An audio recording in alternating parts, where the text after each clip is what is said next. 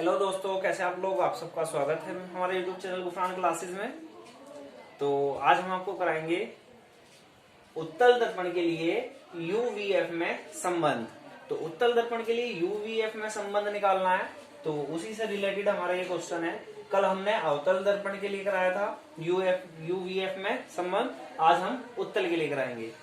तो जैसा आप लोगों को पता है, अभी क्लास है ऑनलाइन चल रही है। तो ऑफलाइन तो अभी फिलहाल बंद ही है। तो आज वैसे भी लॉकडाउन है, तो हमने सोचा आप लोगों को वीडियो के माध्यम से ही पढ़ाया जाए। तो चलते हैं, हम देखते हैं। ये क्वेश्चन है हमारा।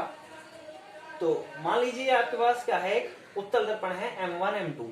क्लियर। वही हमने लिखा है कि M1 M2 एक उत्तल दर्पण है जिसका ध्रुव P, फोकस F और वक्रता केंद्र C है। ये हमने लिखा हुआ है। अब हमारे पास मुख्य अक्ष पे कोई वस्तु रखी हुई है AB। मुख्य अक्ष पे वस्तु रखी हुई है AB।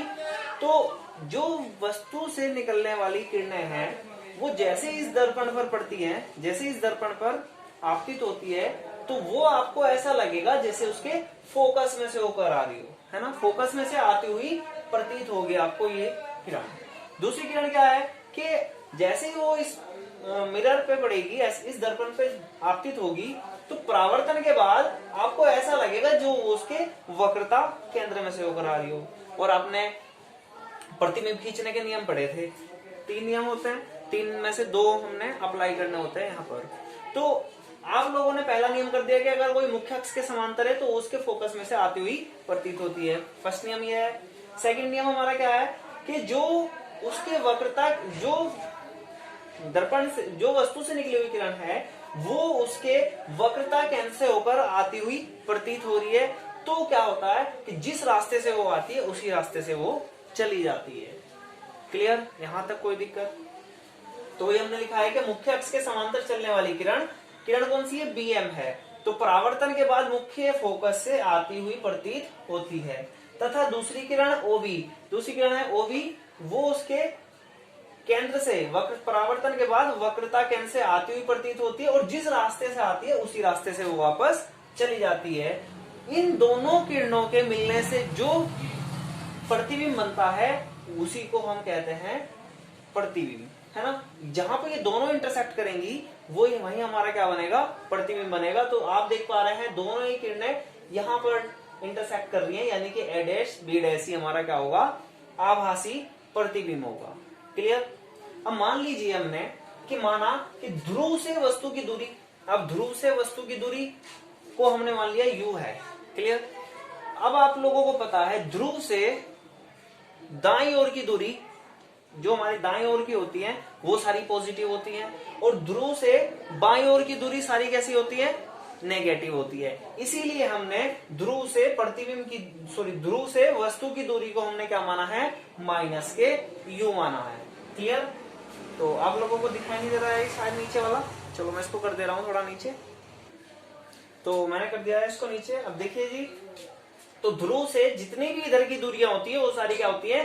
धनात्मक होती है, ऋणात्मक होती है। ध्रुव से बाईं ओर की दूरी सारी क्या होती है? ऋणात्मक। इसीलिए हम U कैसा लेंगे? ऋणात्मक लेंगे, यानी कि माइनस करेंगे।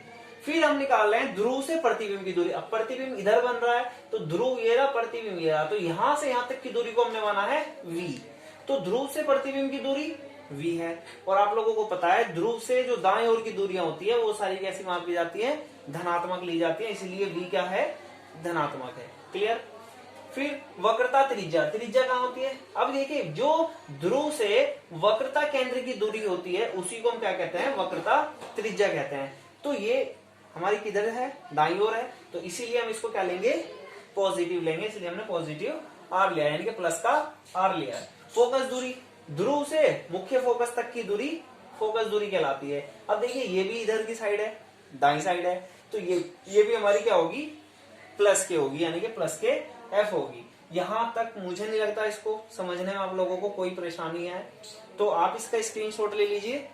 तो फिर आप लोगों को ये कॉपी में नोट करके मुझे कल दिखाना है, तो आप इसका स्क्रीनशॉट ले लीजिए जरा।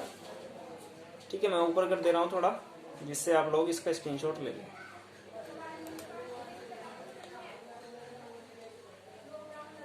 ये ले लीजिए आप इसके स्क्रीनशॉट, जल्दी करके थोड़ा स्क्रीनशॉट लेना। थोड़ा नीचे कर दे रहा हूँ, थोड़ा नीचे वाले का भी स्क्रीनशॉट ले लेना, इसका भी स्क्रीनशॉट ले लेना। क्लियर हो गया? चलो आगे चलते हैं हम।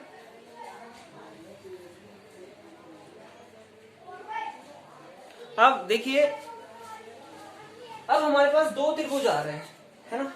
अब आपके पास एक त्रिभुज हो गया ए बी सी, और एक त्रिभुज हो गया हमारे पास ए डैश बी डैश सी, है ना। इन दो त्रिभुजों में चलेंगे। आप क्या कह रहे हैं कि ए बी सी और ए डैश बी डैश सी कैसे हैं? समकोणिक हैं। जब ये दोनों समकोणिक हैं तो इनकी जो भुजाएं हैं, जो उनका अनुपात जो होगा वो समान होगा, यानी कि ये समानुपाती होंगी। क्लियर?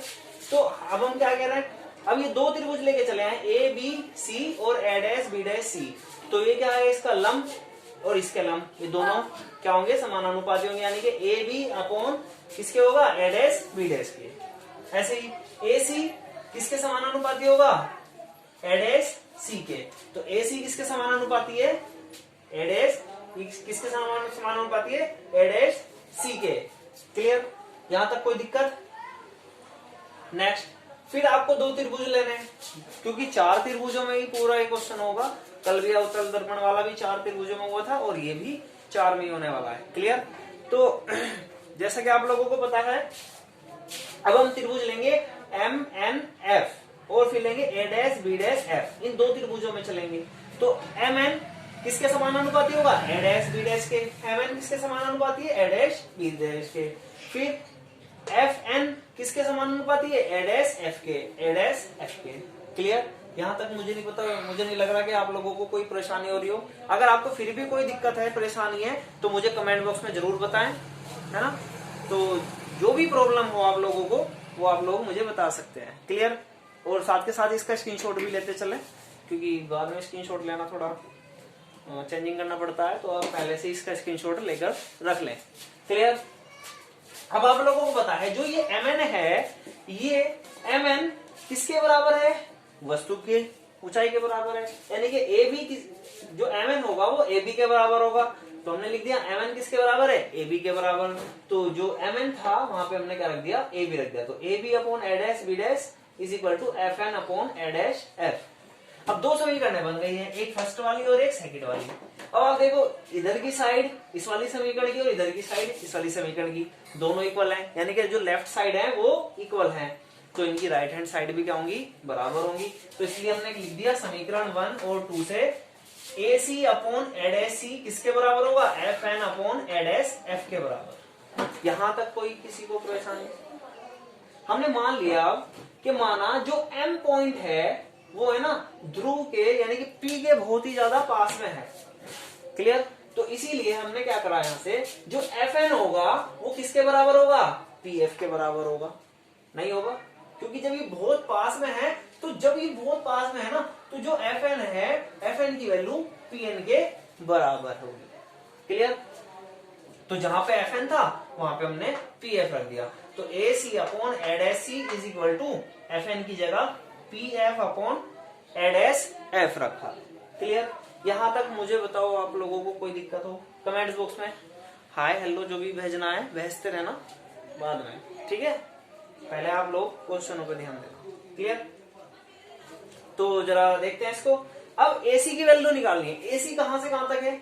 ये है एसी, यहां से यहां तक।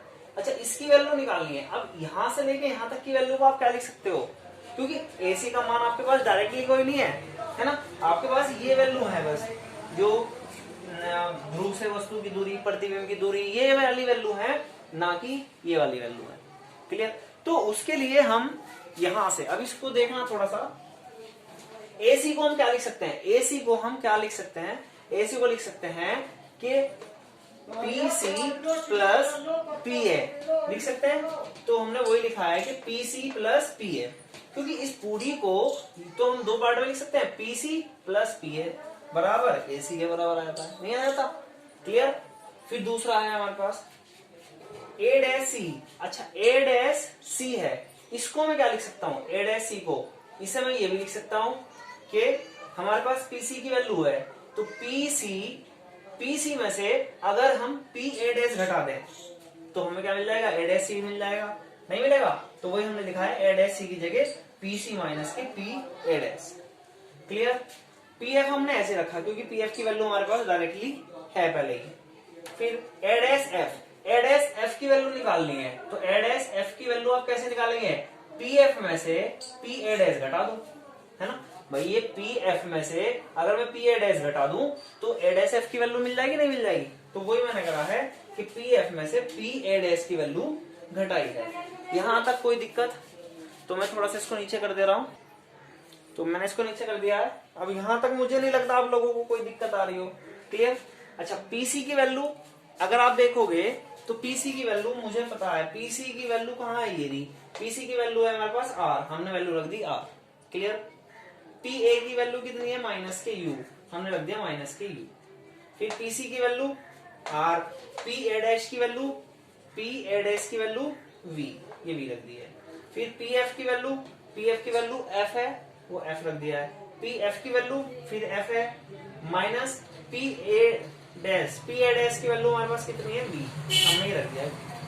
तो जब हम इसको सोल्व करेंगे, ये देखो आर को मैं क्या लिख सकता हूं, यहां पे मैं एक लाइन में डाल सकता हूं, चूंकि r is equal to 2f। r कितना होता है, फोकस दूरी का जो हमारे पास r होती है ना, त्रिज्या होती है, तो वो क्या होता है, r की जो वैल्यू होती है वो फोकस दूरी की डबल होती है। क्लियर। तो r को लिख सकता हूं मैं 2f, तो मैंने लिख दिया r is equal to 2f। फिर माइनस के u और r की जगह पे 2f रखा, तो 2f minus V is equal to f upon f minus V. अब क्या करना है, इनको क्रॉस मल्टीप्लीकेशन करना है, यानी कि ब्रज गुणन करना है। ब्रज गुणन करेंगे इसकी, तो इसकी मल्टीप्लाई इससे होगी, इसकी मल्टीप्लाई इससे होगी। तो वही हमने कहा है कि इन दोनों को लिख लिया, इसकी मल्टीप्लाई के डॉट मल्टीप्लाई में ये, इसके मल्टीप्लाई में ये। यहां से आप देख रहे हो f की मल्टीप्लाई 2f के साथ करेंगे, क्या आएगा, 2f स्क्वायर। f की मल्टीप्लाई u के साथ करेंगे, माइनस लग रहा है तो माइनस लगाएंगे, तो कितना बन जाएगा, uf। फिर माइनस के v की मल्टीप्लाई 2f के साथ होगी, तो माइनस के 2vf बनेगा। फिर माइनस है, माइनस की मल्टीप्लाई से होगी माइनस के u से, माइनस के v की मल्टीप्लाई माइनस के u से करेंगे, तो माइनस माइनस प्लस uv आ गया। फिर यहां से f की मल्टीप्लाई 2f के साथ करेंगे, तो 2f स्क्वायर माइनस f की मल्टीप्लाई v के साथ करेंगे, तो माइनस के vf। क्लियर। यहां से क्या करा, 2f स्क्वायर यहाँ पे भी है और इधर भी है, दोनों साइडों में, तो हमने ये काट दिया, पॉजिटिव है तो इसलिए हमने दोनों के साइन एक हैं, तो हमने इसको 2f स्क्वायर को कैंसिल कर दिया। यहां तक कोई दिक्कत परेशानी? तो एक बार इसका स्क्रीनशॉट ले लो और फिर आगे बढ़ते हैं।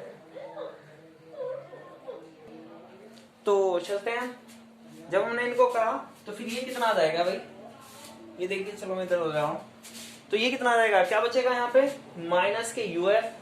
अब देखो माइनस के 2vf, जो इधर vf बचा था ना उसको हमने इधर लिया है, तो ये माइनस का vf था, इधर आके प्लस का vf हो गया, और फिर प्लस के uv is equal to 0। Clear. अब हमने क्या करा, देखो माइनस के uf है, माइनस के 2vf है, हमारे पास है माइनस के 2vf और एक है प्लस का vf, यानी कि प्लस का है vf। तो vf में से माइनस के 2vf घटा देंगे, तो क्या बचेगा, माइनस के vf बचेगा, तो हमने लिख दिया माइनस के vf और प्लस के uv is equal to 0। Clear. अब हमने क्या करा, दोनों पक्षों में uvf से भाग देने पर, यानी कि दोनों पक्षों में क्या कर दो, uvf से अलग अलग भाग कर दो। तो इसको हमने uvf से भाग करा, इसको हमने uvf से भाग करा, इसको भी uvf से भाग करा और 0 को भी uvf से भाग करा। तो देखो u से u कट गया, f से f कट गया, क्या बचा, माइनस के 1/v बचा। यहाँ पे v से v कटा, f से f कटा, क्या बचा, माइनस के 1/u। u से u कटा, v से v कटा, क्या बचा, 1/f इज इक्वल टू 0 को इस 0 को uvf से भाग करेंगे तो 0 आएगा, तो क्या बचा ये। अब हम इन दोनों को इधर लेके चले जाओ, माइनस के u 1/v को और 1/u को, दोनों को इधर लेके चले गए, तो ये माइनस में इधर जाके ये प्लस हो जाएंगे, तो 1/f equal to 1/v plus 1/u। तो आपने देखा कि उत्तल दर्पण हो चाहे अवतल दर्पण हो, दोनों के लिए ही जो यूवीएफ में संबंध है वो दोनों के लिए एक ही फॉर्मूला तैयार हो रहा है ना, 1/f is equal to 1/u plus 1/v। f क्या है, फोकस दूरी, u क्या है, ध्रुव से वस्तु की दूरी, और v क्या है, ध्रुव से प्रतिबिंब की दूरी। तो वीडियो अगर आपको अच्छा लगा है तो वीडियो को लाइक शेयर जरूर करें, और आपको कोई भी प्रॉब्लम है तो मुझे कमेंट बॉक्स में जरूर बताएं। तो आज के लिए इतना ही, मिलते हैं नेक्स्ट।